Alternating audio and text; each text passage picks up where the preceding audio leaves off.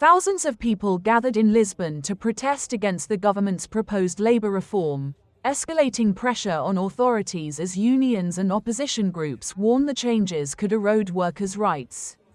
Demonstrators filled major streets and squares in the capital, chanting slogans and carrying banners accusing the government of prioritizing corporate interests over job security and fair working conditions.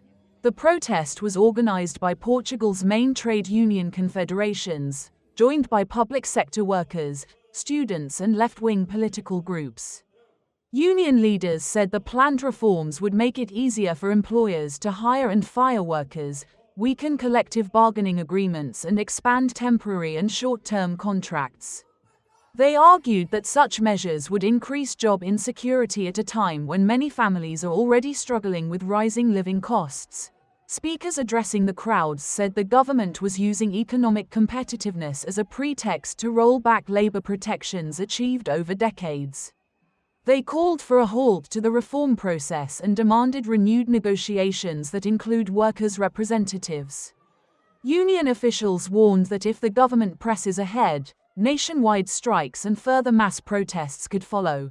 The government has defended the reforms, saying they are aimed at making the labor market more flexible and resilient in a changing global economy. Officials argue that the proposals will help attract investment, boost employment and reduce bureaucracy, while maintaining core worker protections.